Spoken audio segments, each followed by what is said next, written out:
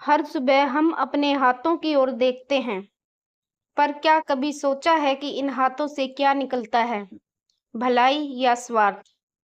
आज की कहानी बताएगी कि असली धर्म मंदिर में नहीं, मन में बसता है।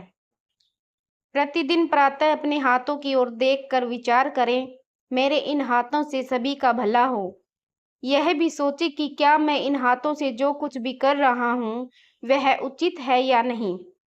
यदि आत्मा इनकार करे तो वह कार्य कभी न करें। हमसे यदि कोई पूछे कि आपका धर्म क्या है, तो हम बहुत आसानी से उत्तर दे देते हैं, जैसे हिंदू, मुस्लिम, सिख, ईसाई।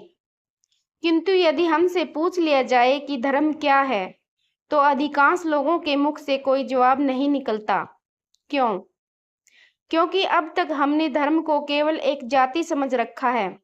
इसलिए जब हमें अपनी जात पूछी जाती है, तो हम झट से उत्तर दे देते हैं, किंतु यह कभी जानने की कोशिश नहीं करते कि असल में धर्म क्या है। आइए एक कहानी के माध्यम से समझने का प्रयास करते हैं। एक समय की बात है, एक दिन संत अपने कुछ शिष्यों के साथ एक नगर से होकर जा रहे थे।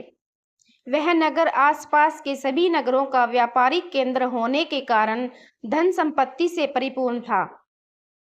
उस नगर में भगवान शिव का एक भव्य मंदिर था, जिसे देखने की इच्छा से संत और उनके शिष्य मंदिर जा पहुंचे।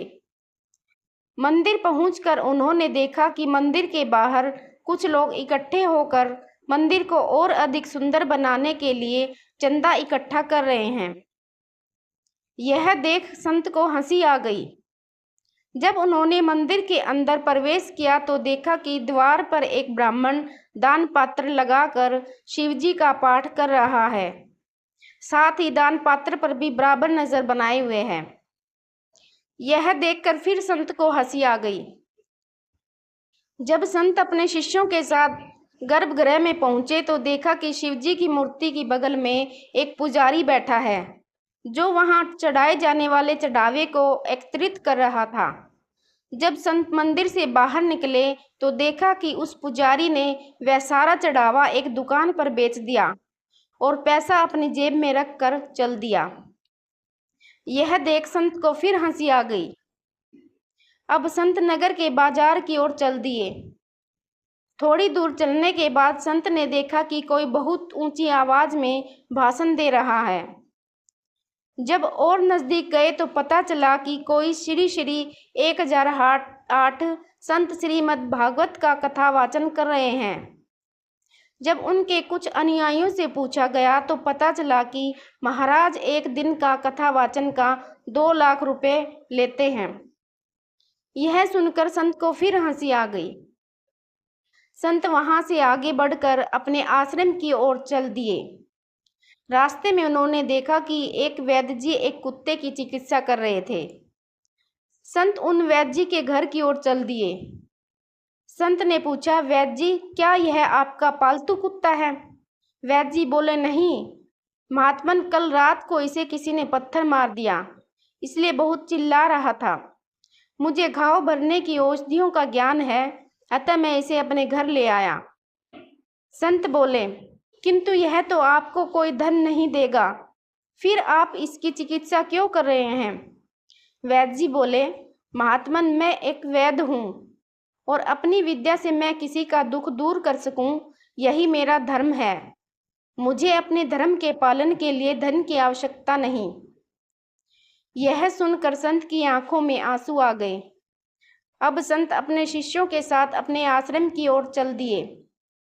जब आश्रम पहुंचे तो एक शिष्य अपने आचार्य के लिए जल लाया और उत्सुकता से संत की ओर देखने लगा। संत अपने शिष्य की मनोदशा को समझ गए। उन्होंने कहा, बोलो कुमार, किस बारे में जानना चाहते हो? शिष्य, आचार्य, मुझे आपके 4 बार हंसने और 1 बार रोने का रहस्य समझा दीजिए। संत बोले, कुमार, पहले 4 स्थानों पर मैं यह सोचकर हंसा कि लोग धर्म से कितने अनजान हैं।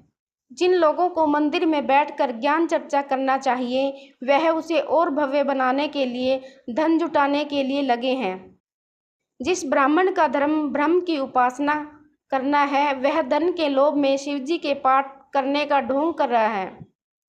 जिस पुजारी का धर्म पूजा के प्रति समर्पित होना चाहिए, वह शिवजी के चढ़ावे को बेचकर अपनी जेब भर रहा है। जिन श्री श्री 1008 महाराज को ज्ञान दान मुफ्त में करना चाहिए, वह उस श्रीमद् भागवत गीता के ज्ञान को लाखों रुपयों में बेच रहे हैं। कुमार, यह सब लोग धर्म के नाम पर अधर्म द्वारा ठगे जा रहे हैं। किंतु मुझे उस वैद्य की निस्वार्थ सेवा ने रुला दिया, जिसने अपने वैद्य के धर्म के पालन के लिए धन की भी परवाह नहीं की। असल में वही सच्चा धर्मात्मा है। कुमार को अब धर्म का रहस्य समझ में आ चुका था। अब वह समझ चुका था कि असली धर्म क्रियाओं में नहीं, संवेदनाओं में निवास करता है। जो निस्वार्थ होकर किसी का भला करे, वही सच्चा धार्मिक है। अगर इस कहानी ने आपके मन को छुआ हो तो वीडियो को लाइक करें, कमेंट करें और कहानी दीप चैनल को सब्सक्राइब करें, जहां हर कहानी कुछ सिखा जाती है। जय श्री राम।